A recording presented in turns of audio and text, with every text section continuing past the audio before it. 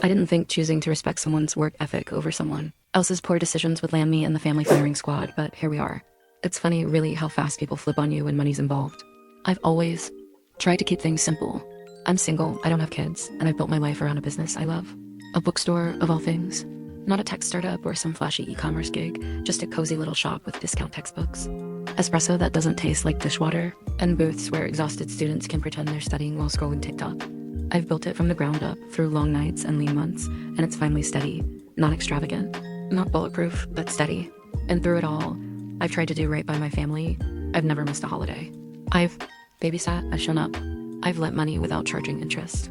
But most of all, I've always believed in showing the next generation how to handle themselves. That's why when Stephanie and Alexander turned 15, I offered them both something I wish someone had offered me at that age: real work experience. A job, a schedule, and a paycheck. I told them they could get paid weekly like a regular employee, or let me hold on to it, untouched, until college. If they chose the latter, I'd match a portion of it as a bonus fund. Free money, essentially, if they could learn to delay gratification. Stephanie got it. From day one, she chose the college fund. Every shift, every weekend morning, she dragged herself out of bed to make coffee or restock shelves. She knew it was adding up. She wasn't flashy, didn't post about the grind, just showed up on time every time. And now she's 18 and her college fund is solid. 3 years of tuition covered, scholarships helped. Her own work ethic helped more, and she still has. Time to apply for student loans or work part-time and make it stretch even further. She played the long game. Alexander didn't. He wanted his money now. And look, he's not a bad kid. I love him. But he's impulsive, distracted, and allergic to the idea of saving. The kind of teenager who'll spend $300 on a new console and forget he has bills coming up. He always said the same thing. I just want to enjoy the money while I have it. College is future Miss problem. And now, future him is panicking. He got into his dream school, good for him, but he has no money. No savings, no plan. And suddenly, I'm supposed to be the plan. His parents came to me a week ago, humble, quiet, clearly uncomfortable, and asked if I could help pay for a couple years of his tuition. Not all. Just enough to keep him enrolled while they figured something out. I could see it in their faces. They weren't trying to manipulate me. They were desperate. I told them the truth.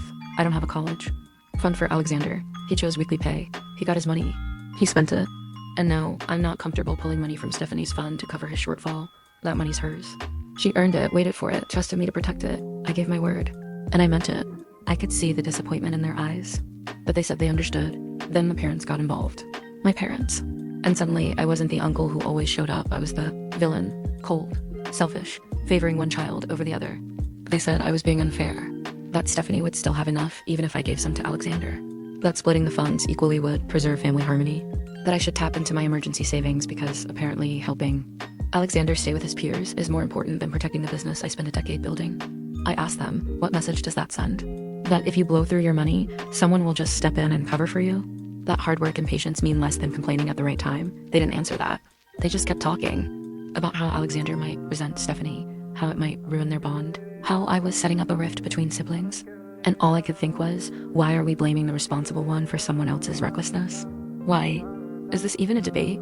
Stephanie made sacrifices, skipped dinners out, worked holidays, took extra shifts. She didn't just earn the money, she earned the trust. If I take it away now, what am I teaching her? That trust is optional? That fairness only applies until someone complains loud enough? I won't do it. I won't betray that principle, and it's not about the money.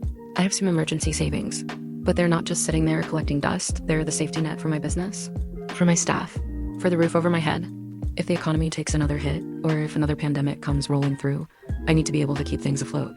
I'm not hoarding wealth. I'm trying to stay afloat in a world that can drown you in a second. And here's the part that really stings. Stephanie hasn't complained. Not once. She's just been quietly grateful. She sent me a long, heartfelt text thanking me for helping her set herself up for success. No demands. No entitlement. No, you owe me more. Meanwhile, the people lecturing me about fairness are the same ones who've spent years shrugging off Alexander's impulsive behavior as just a phase. And now, because the phase has consequences, I'm supposed to fix it? I don't think. So what gets me is how suddenly I'm expected to become the solution to a problem I didn't create. Nobody stepped in when Alexander was wasting his paychecks. No one said a word when he was buying new sneakers every other month, or upgrading his phone just because there was a new color.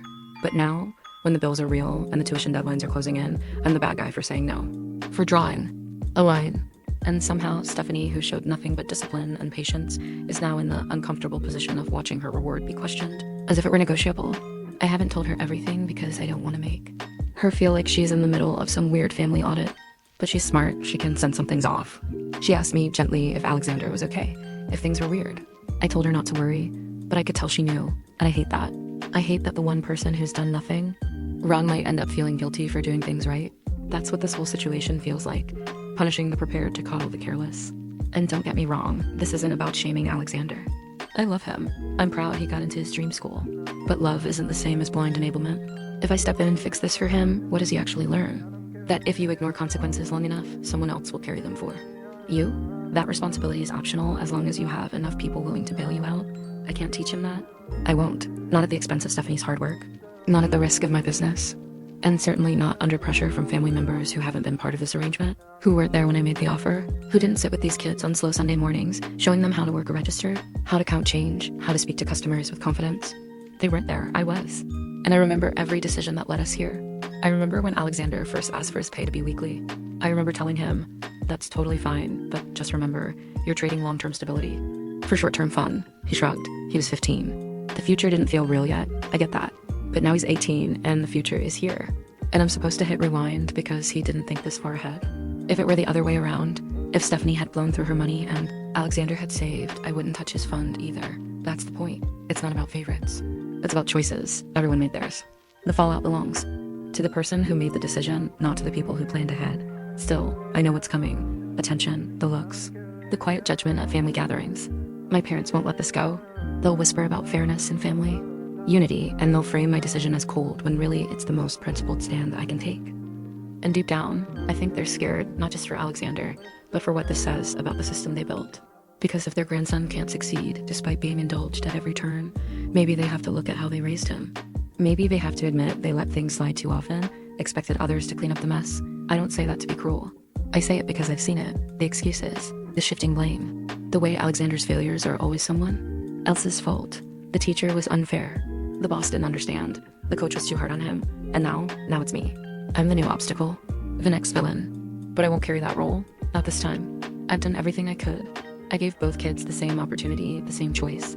They picked their paths, and now the outcomes are different. That's not a tragedy, that's life. We don't all get to arrive at the same place just because we started at the same line. Effort matters, discipline matters. And yes, sometimes it's unfair when someone you love stumbles. But the answer isn't to drag down the one who stayed upright. Stephanie deserves every cent in that college fund. Not because she's perfect, but because she respected the process. She trusted me, and I owe her the same in return. That money will go to her untouched, just like I promised. What no one wants to admit is that this isn't really about money. Not entirely. It's about expectations. It's about the stories we tell ourselves about family and fairness and who deserves what. Somewhere along the way, a narrative form that says equal means identical, that love has to be measured in perfectly balanced gifts, evenly split gestures and matching outcomes. But real fairness considers context. Real fairness looks at effort, not just results. And that's where this whole thing breaks down. Because in their minds, Alexander deserves help now because he needs it. And Stephanie, well, she's fine, she'll be okay. But that's exactly the kind of thinking that messes kids up. That tells them the way to earn support is through crisis, not consistency. That hard work is invisible, but neediness gets rewarded. That's not how I want to operate. That's not how I want to treat the people I love. Because if I give Alexander money now, just hand it over to cover his tuition, I'm not helping him. I'm bailing him out. I'm reinforcing the exact behavior that got him here in the first place. And I'd be doing it at the expense of the niece who trusted me to protect her future. I keep coming back to that, the trust. That's what matters most to me. Stephanie put her future in my hands. Every time she came in for a shift, every time she passed on a new pair of shoes or a night out or some other fleeting distraction, she was saying, I believe in what this becomes. And I made her a promise. I promised that if she stayed the course, I'd have her back. And now people want me to break that promise to fix someone else's mistake. They're not even shy about it. My mom said, just take 10 grand. Stephanie won't even notice. That's the part that made me angriest. As if it's just numbers in an account. As if the work and trust and choices don't matter. As if Stephanie's discipline is invisible just because it was quiet. And Alexander, he will notice. He'll notice that all he had to do was mess up loud enough, panic dramatically enough, and someone would swoop in. That's not how you raise strong people. That's not how you build resilience. I've spent enough years watching families fall apart over money to know how these things fester. How resentment grows in the silence. How you end up with siblings who can't look each other in the eye at Thanksgiving because one of them always got just a little more when things went wrong. I won't be part of that. I won't be the uncle who quietly shifted the scale because one kid burned through his chances and didn't like the result. It sucks. It does. I hate that Alexander is stuck. I hate that his dream school might slip through his fingers. But you know what else I hate? that no one is encouraging him to take responsibility. That instead of sitting him down and saying, you made a mistake, how are you going to fix it? They're all coming to me like I'm some kind of reset button. Like I can erase the last 3 years with a check, but I can't and I won't. Pretend I can. I've thought about other options. Helping him get a job near campus. Offering to help him set up a monthly budget so he can manage the scholarships and loans he can get. Even offering to match any money he saves from now through the start of the semester, just to teach him how growth works. But no one wants that. They want the easy fix, the silent donation, the proof that family means no matter what, someone else will save you. And I don't believe in that. I believe in accountability. I believe in second chances, but not ones that cost someone else their first. What breaks my heart most is knowing that no matter what I do, someone will feel betrayed. That's the trap they don't see. If I give Alexander what he's asking for, I'm betraying the promise I made to Stephanie. If I stand firm, I'm suddenly the uncle who let his nephew fail. There's no clean ending here. No perfect answer that wraps everything in a neat little bow where everyone's happy. That's the reality of family sometimes. It's messy. Sometimes loving people means disappointing them.